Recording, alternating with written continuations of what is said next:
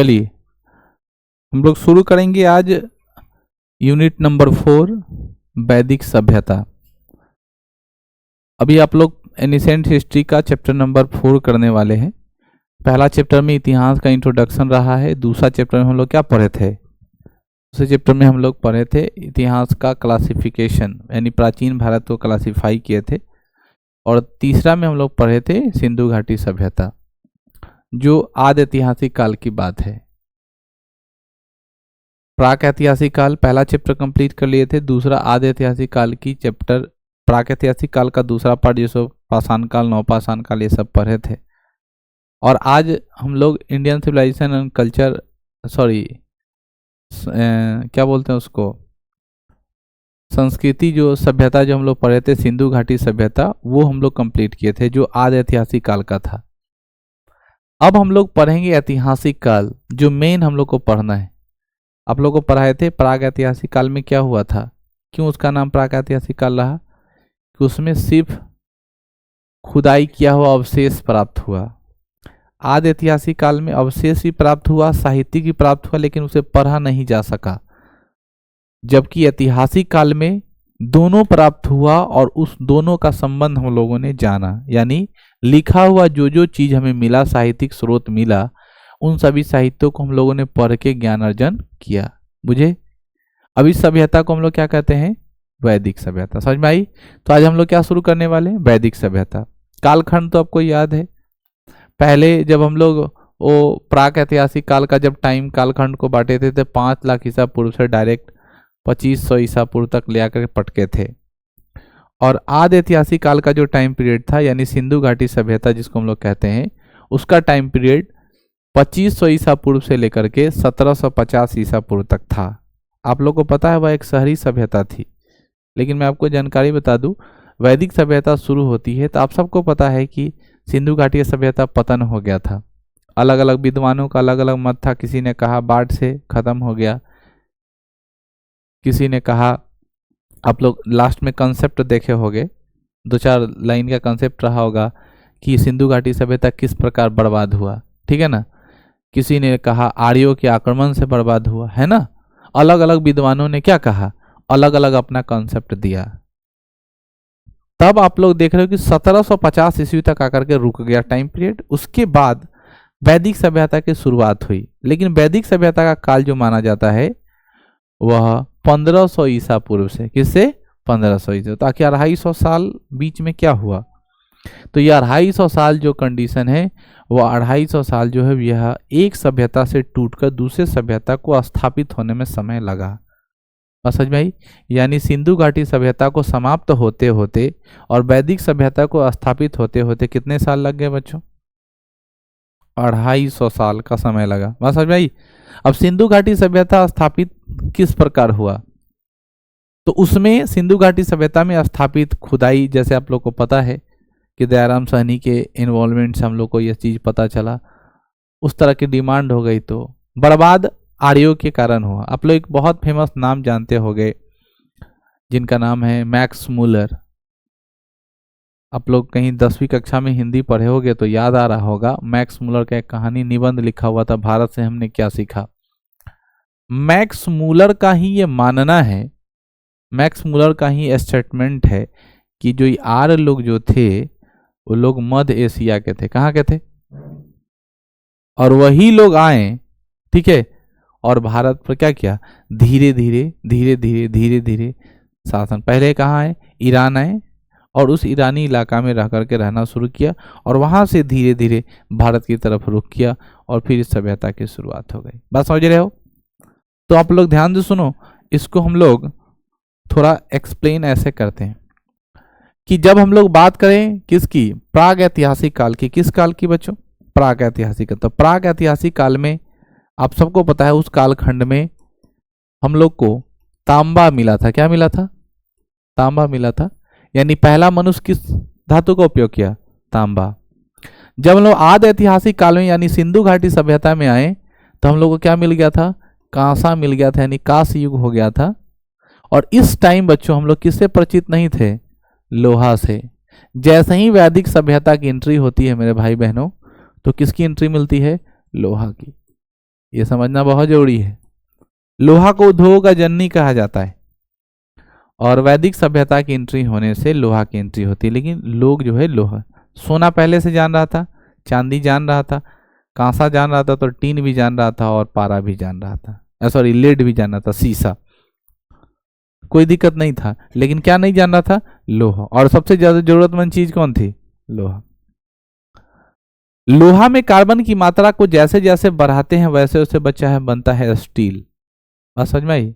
जैसे railway track जो होता है वो रेलवे ट्रैक लोहा होता है कि स्टील होता है? लोहा नहीं होता, वो स्टील है। क्या है? अब सोचिएगा सर हम तो जानते हैं लोहा है, आप गलत जानते हैं। वो क्या है? स्टील है। वह काला इसलिए दिखता है क्योंकि उसमें हम लोग कार्बन की मात्रा को बढ़ाए हैं। बात समझ में आ गई? कार्बन की मात्रा अगर नहीं बढ़ाइएगा तो फिर वह स्टील दूसरे कलर का होगा। कार्बन की मात्रा बढ़ाने से मजबूती आती है और वह उसका रंग कैसा हो जाता है? काला। तो हमको रेलवे ट्रैक को गोरा दिखाने से कोई फायदा थोड़ा ही है, मजबूती चाहिए, इसलिए इस्पात उसका नाम है। बात समझ में आई? वो भी एक प्रकार क्या है? स्टील है। लोहे में कार्बन की मात्रा ज़्यादा बढ़ाने से क्या बनता है? स्टील बनना शुरू होता है। क्लियर है? तो वैदिक सभ्यता जो है ना वो दो तरीके से हुआ। कितने तरीके से? इसकी पहले आयु आप लोग याद रखो। वैदिक सभ्यता की आयु 1500 ईस्वी पूर्व। समझ में आया? शुरुआत कहाँ से हुई? 1500 ईसा पूर्व।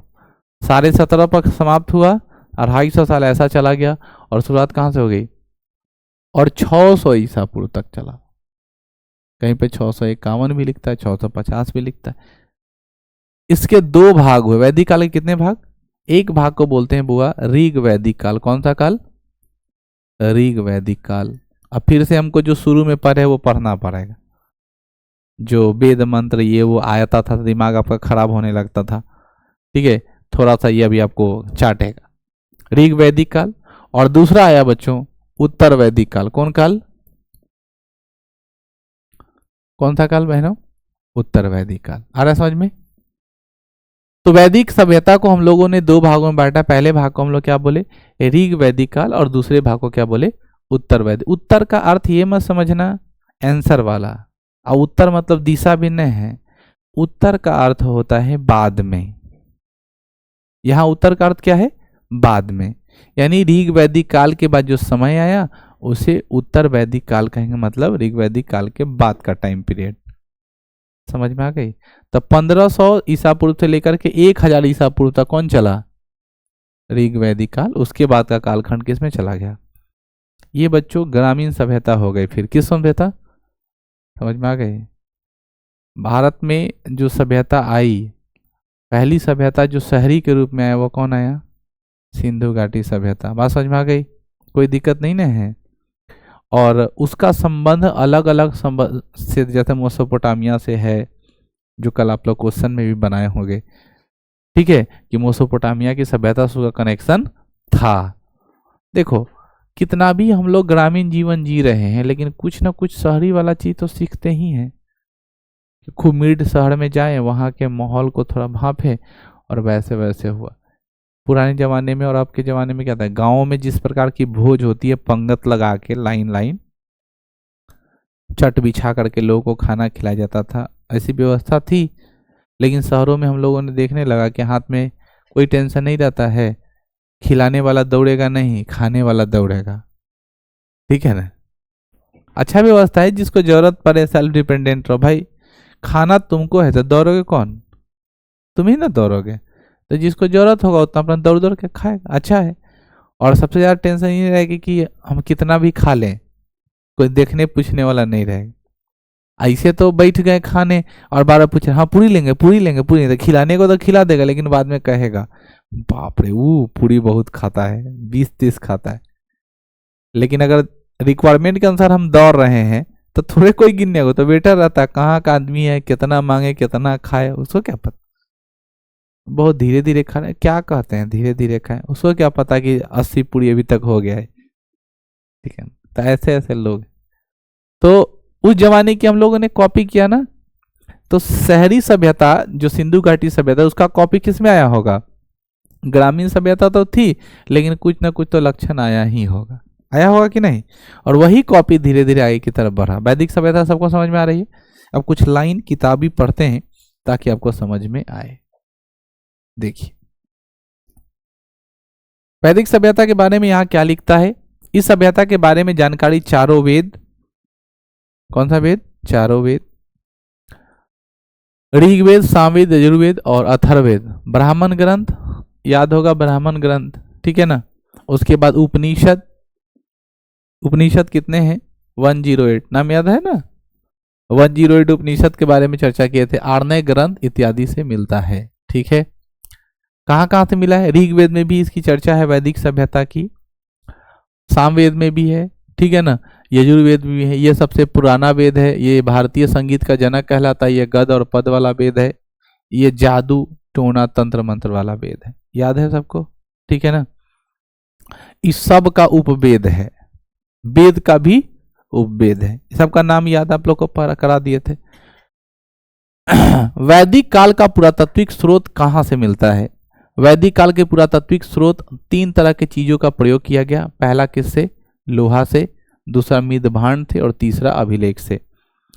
यार ये वर्ड तो बहुत पुराना है, मृदभांड मतलब मिट्टी के बर्तन, लेकिन ऐसा मिट्टी का बर्तन नहीं मिला। वो मिट्टी का बर्तन जो मिला उसके ऊपर डिजाइन बनाया हुआ था। कैसा बना हुआ था, डिजाइन। जैसे आज के समय आप लोग पीतल वगैरह का जब बर्तन खरीदने जाते हो तो उस पर बहुत नकद है, वो अच्छा नहीं होता है। जो आप लोग डिजाइन विजाइन वाला जो खरीदते हो खूब अच्छे से मेटालिक बनाकर वो सजाया रहता है, वो अच्छा बर्तन नहीं है, वो सिर्फ दिखने में सुंदर है, कागज वगैरह लगा के पेपर ऊपर लगा हुआ के बना दिया। रियली में जो ओरिजिनल बर्तन होता है वो प्लेन ही ठीक होता है। तो जब भी अगर आप सामान खरीदने जाओ इस टाइप का, अगर मौका मिलता है तो फूल वूल वाला सामान नहीं खरीदो, वो बेकार होता है। अच्छे किस्म का पीतल नहीं होता है, आगे समझ में ना। वो रंगीन होंगे, रंग पेंट उंट मार के लाल पियर फूल किया हुआ है। उस जमाने के लोग भी ऐसे थे। हम लोग तो नक्चली बंदर हैं, प्रथा धीरे धीरे, नक्चली बंदर मतलब समझ रहे हैं ना, जो पढ़ेंगे, जो जानेंगे, जो देखेंगे, सुनेंगे, वही ना कॉपी पेस्ट करेंगे, वही धीरे धीरे हम लोग प्रथा को लाए। लेकिन उस जमाने में भी जो मिट्टी का बर्तन होता था वो खूब सुंदर, ये साफ साफ लिख रहा है कि वैदिक काल, जैसे कलश होता है ना पूजा के लिए जो कलश, तो वैदिक सभ्यता में जो कलश है उसको बहुत अच्छे से सजाया जाता। अब देखना कलश वाला ज्यादा सजाया हुआ नहीं मिलता है, सीधे बकलो लेके वो ले आएगा और सीधे रख, जबकि उसको सजा होना चाहिए अच्छे से। पात्र को पूर्ण पात्रेन उसको कहते हैं, पूर्ण पात्रेन को सजा होना चाहिए। यहाँ पे लिखता है कि वैदिक काल के पुरातात्विक स्रोत के अंतर्गत 3 तरह की चीजों का प्रयोग किया गया। पहला कौन सा है, लोहा, वो तो आ गया एंट्री में, और दूसरा कौन, मृदभांड, और तीसरा अभिलेख। लिखा हुआ किताब मिलने लगा, उसको हम लोग पढ़ना शुरू किए और उसके आधार पर हम लोगों ने ज्ञान को मैच करना शुरू किया। इसलिए वो इस काल को हम लोग कौन सा काल कहते हैं, ऐतिहासिक काल। कौन सा काल, ऐतिहासिक काल क्यों कहते हैं, समझ में आ गई।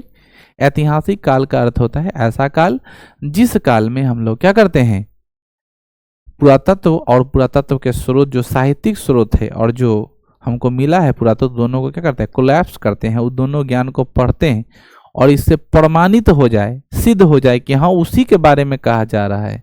बात समझ में आई। तब ये कौन सा काल हो जाएगा, हिस्टोरिकल। और इस ग्रामीण सभ्यता के अंत होने के बाद फिर से एक बार और सभ्यता शुरू होगा, शहरी सभ्यता। उस सभ्यता को हम लोग महाजनपद कहेंगे और फिर तब इसके बाद हम लोग महाजनपद पर बढ़ेंगे, जिसमें आपको पाटलिपुत्रा के बारे में पढ़ना होगा, पटना, फिर मौर्य काल आएगा, गुप्त काल आएगा, फिर यहाँ से शुरुआत हो जाएगी राजाओं की। बात समझ में आई। तो पहले हम लोग जंगलों में नंगे नंगे घूमे, कुछ नहीं पढ़े लिखे थे, कुछ जो जानकारी थी शिकार की, आग का आविष्कार किए, चाक का आविष्कार किए, जो करना था वो किए। जीवन शैली हमारी सुधार हुई, आखेट पर निर्भर होते, शिकार पर निर्भर होते, धीरे धीरे कृषि की तरफ बढ़े, घुमंतु से अस्थायी हुए, पशुपालन करना शुरू किए, व्यापार करना शुरू किए। फिर हम लोग के पास शहरी सभ्यता आई, शहरी सभ्यता जलमग्न होकर के बर्बाद हो गया, आर्यों का आक्रमण से बर्बाद हो गया, क्योंकि एक मत नहीं है जो हम बोले। तो जब सिंधु घाटी सभ्यता बर्बाद हुई तो फिर ग्रामीण सभ्यता कौन आ गई, वैदिक सभ्यता। और वैदिक सभ्यता के 3 ही स्तंभ है जो ये फेस करता है कि यह ऐतिहासिक काल है, क्योंकि उसका कोलैप्स हुआ, कनेक्शन हुआ। अब बताओ, ऋग्वेद बहुत पहले था, उसका प्रमाण उसमें मिला, लेकिन इसको हम लोग बाद में पढ़ रहे हैं। क्यों पढ़ रहे हैं, क्योंकि वहां पढ़े और यहाँ मिला, दोनों को मिला दिए, इसलिए हमारा ऐतिहासिक काल हुआ। तो पहले आधे ऐतिहासिक प्रागैतिहासिक को छाड़ दिए, क्योंकि अब वैसे ऐतिहासिक पढ़ना है, इसीलिए हमने ऐतिहासिक काल को एक जगह रखे। अब समझ में आ गई बात। अब यहाँ देखो लोहा का प्रयोग लोहा का प्रयोग के बारे में क्या कहता है कि वैदिक काल का एक लौह युगीन सभ्यता। अब समझ में आ गया वैदिक काल कौन युगीन सभ्यता। अब क्वेश्चन घुमा के पूछेगा कि काश युगीन सभ्यता का कालखंड कितना है, तो 2500 ईसा पूर्व से लेकर के 1750 ईसा पूर्व बोलेंगे। लौह युगीन सभ्यता कितना है, तो ये ऋग वैदिक वाला बोलेंगे, वैदिक काल वाला बोलेंगे कि 1500 ईसा पूर्व से लेकर के 650। ये याद रखना है आपको टाइम पीरियड। अगर ये याद रखते हैं तो उल्टा क्वेश्चन पूछ रहा है तांबा वाला का टाइम कब था, तो तांबा वाला का टाइम याद रखेंगे। जो क्वेश्चन आपसे पूछेगा उसी तरह का, पहले तांबा फिर कांस्य फिर लोहा। भारत में लोहे का प्रयोग 1000 ईसा पूर्व से प्रारंभ हुआ है। सर्वप्रथम गांधार क्षेत्र उत्तर पश्चिम भारत से लोहे का प्रमाण प्राप्त होता है। उत्तर पश्चिम भारत यानी गांधार का क्षेत्र, कुरुक्षेत्र से आगे वाला भाग, ठीक है, वही गांधार जहाँ की गांधार नरेश की बहन गांधारी जो धृतराष्ट्र की पत्नी थी, नाम सुने होंगे महाभारत में गांधारी। अपने छोटी बहन को हम गंधारी भी कहते हैं। गांधारी का अर्थ होता है, हम उस महिला को, उस देवी को कह सकते हैं त्यागी महिला। और लोगों को उस जमाने में, महिलाओं को उस जमाने में अपने पति पर इतना ज़्यादा विश्वास होता था, पति से इतना ज़्यादा प्रेम होता था, या यूँ कहें सामाजिक पति के प्रति, पुरुष के प्रति इतना दबाव होता था कि महिला ऐसी त्यागी थी कि पहली बार जब पत्नी से मिलने या पति के पास आई और उनको पता चला कि उनका पति क्या है, अंधा है, तो अपने भी आंख पर क्या कर ली, पट्टी बांध दी और कही जीवन भर हम नहीं देखेंगे, क्योंकि जो सुख मेरा पति नहीं प्राप्त कर सकता वो सुख हम प्राप्त करें तो हमारे लिए पाप का कारण है।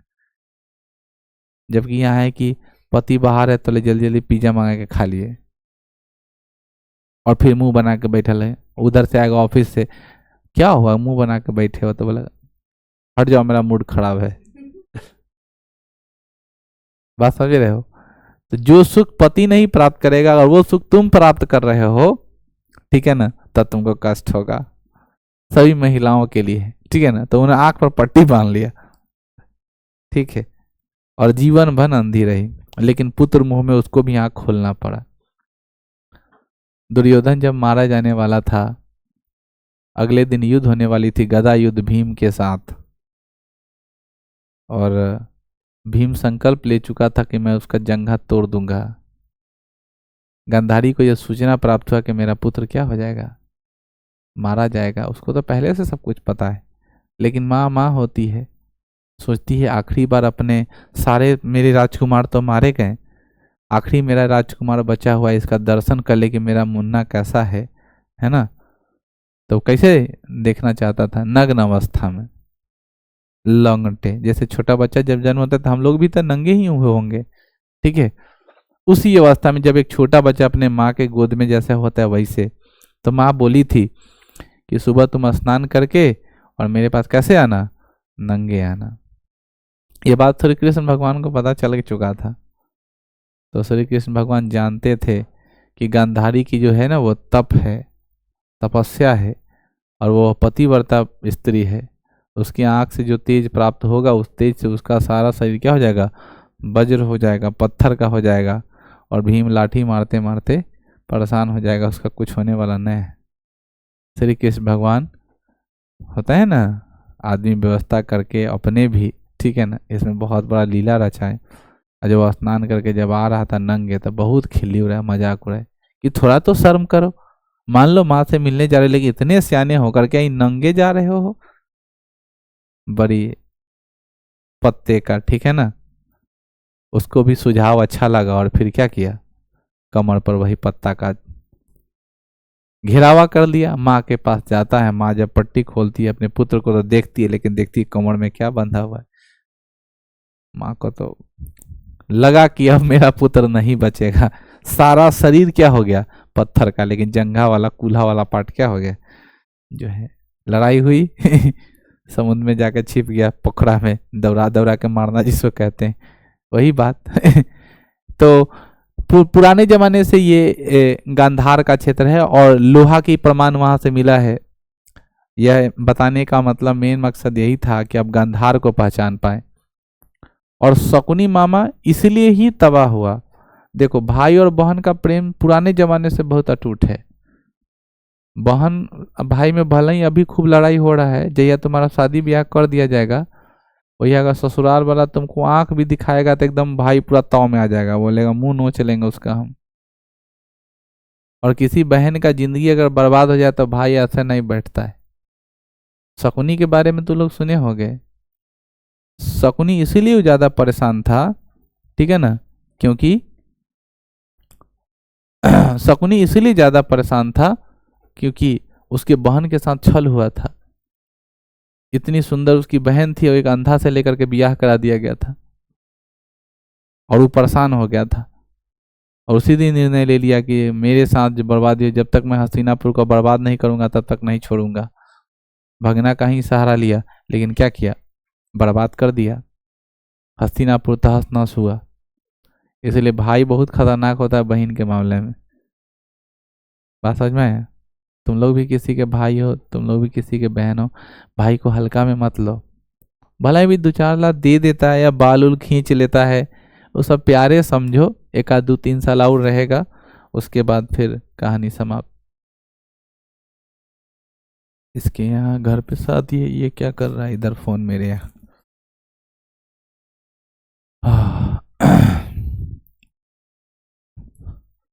देखो, यद्यपि दक्षिण भारत में लोहे की प्राचीनतम प्रमाण 1100 ईसा पूर्व से प्राप्त होता है, लेकिन दक्षिण भारत में लोहयुगीन संस्कृति की शुरुआत कितना मानी गई है? 1000 पूर्व मानी गई। एक सेकंड बतिया लेते हैं।